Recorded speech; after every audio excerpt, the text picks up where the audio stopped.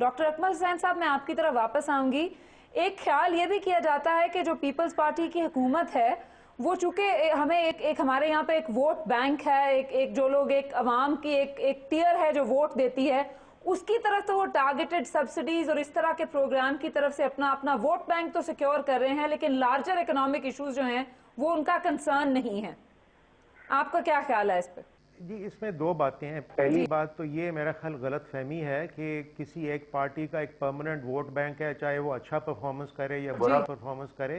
देखें, लोग कई सालों से बहुत तकलीफ के अंदर, दुख में, परेशानी में फंसे हुए हैं। बेरोजगारी है, गुर्बत है, ऊपर से बिजली ना होने की वजह से उनकी जिंदगी तकलीफ के अंदर आई हुई है। जी। तो लोग समझते हैं चीज़ों का कि भाई उनके अगर गवर्नमेंट ने अच्छा परफॉर्म किया या बुरा परफॉर्म किया, ये उस बेसिस के ऊपर वोट डालेंगे। इस बेसिस पे वोट नहीं डालेंगे कि वो कोई बैंक के अंदर पड़ा हुआ है वोट और उन्होंने देना ही देना है। जी। ये पॉलिटिकल पार्टीज जो समझती हैं कि उनका एक परमानेंट वोट बैंक है, उनको बहुत उनको हैरान हो जाएंगी वो जब अगली दफ़ा इलेक्शन होगा तो आप देखेंगे कि लोग कैसे बोलते हैं, कैसे अपना व्यू देते हैं, कैसे हुकूमतों को जज करते हैं। ये आप देखेंगे पाकिस्तान की जो इलेक्ट्रेट है ये समझदार इलेक्ट्रेट है।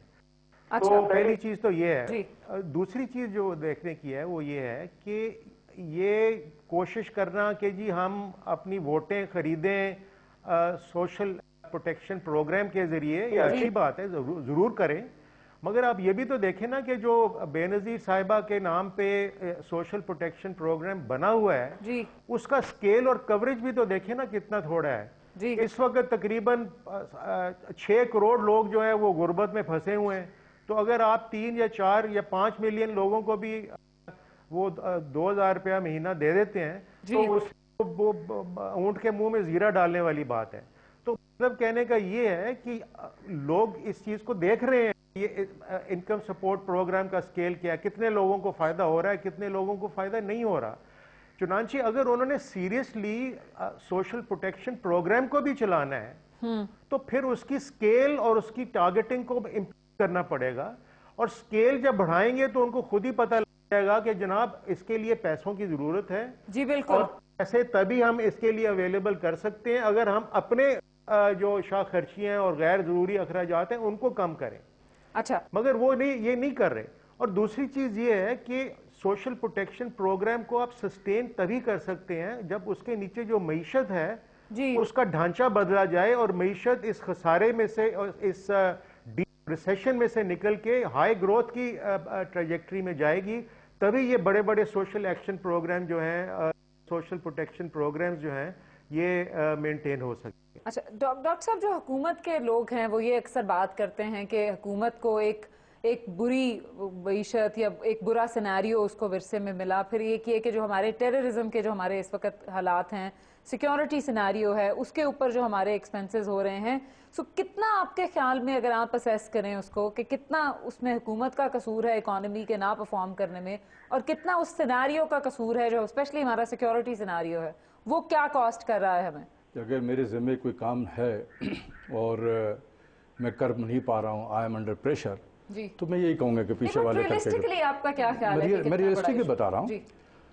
इसी हुकूमत ने 20 नवंबर 2008 को IMF के साथ एक प्रोग्राम किया, मुआहदा जी, जो आज वो प्रोग्राम सस्पेंडेड है जी, लेकिन ये साइन किया 20 नवंबर 2008 को जी। जो डॉक्यूमेंट इन्होंने IMF को दिया है वो उसको आप पढ़ लें, वेबसाइट पर पड़ा हुआ है जी, IMF की वेबसाइट पे पड़ा हुआ है, बिल्कुल पड़ा हुआ है जी। और साइंड बाय शौकत तरीन एंड उस वक्त की जो गवर्नर स्टेट बैंक थी शमशाद अख्तर जी, ठीक है।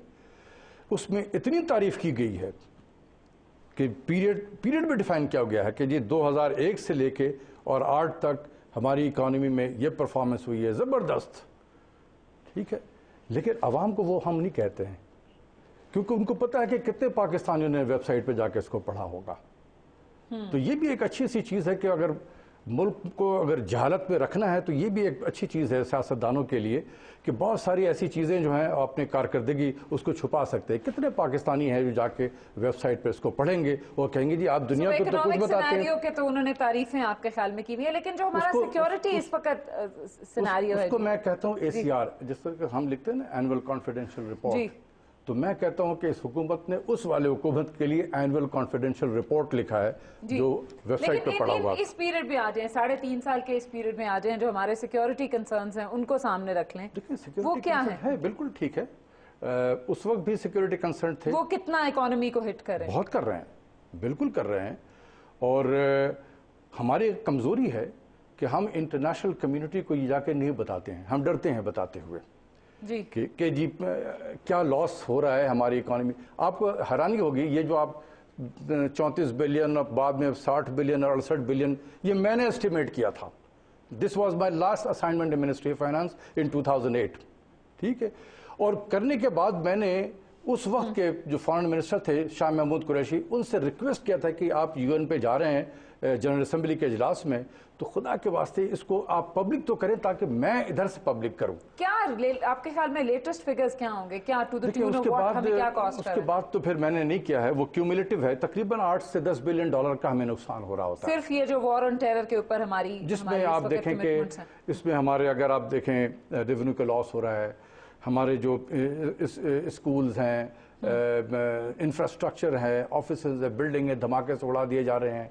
उसको आज के कॉस्ट पे अगर एक स्कूल को बनाएं तो कितना खर्च आता है? आप सिर्फ सवात के इलाके में 200-250 स्कूल हमने खत्म कर दिए, आज उसको बनाना पड़े तो कितना खर्च पड़ेगा?